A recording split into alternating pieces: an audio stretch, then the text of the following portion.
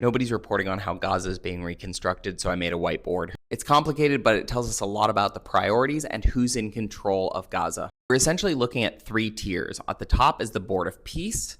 In the center is the National Committee for the Administration of Gaza, or NCAG. And then there is the International Stabilization Force. That is the military. Start out with the Board of Peace. Spoiler alert, this one sucks.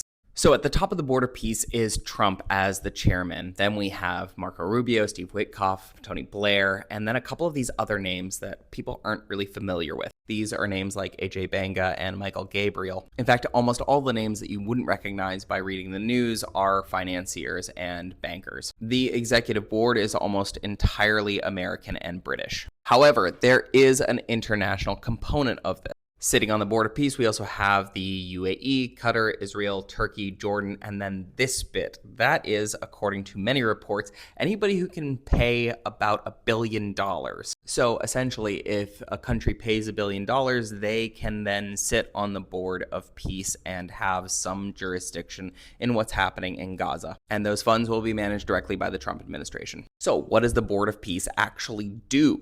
They're responsible for priorities, appointment, planning, and money. Essentially, they decide what is going to happen in Gaza and then pay people to make those things happen. This brings us to our next bit. That is the National Committee for the Administration of Gaza, NCAG. This is being run by a civil engineer named Ali Shath. He is Palestinian, and the 15 technocrats that are going to be working under him are also Palestinian. NCAG was built in such a way as to balance the needs and wants of Israel with those of Hamas.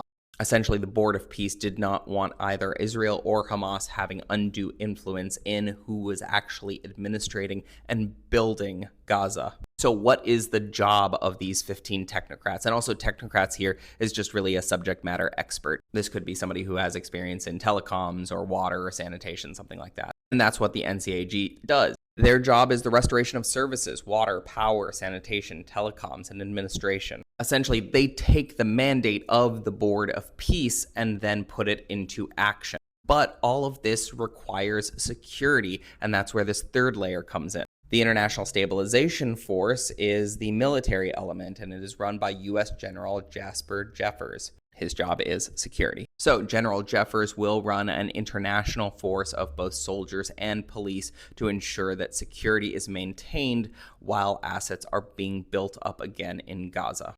Looking at the structure, we can understand that the main beneficiaries and controllers of the rebuilding effort tend to be either U.S. or British. Share to spread the word.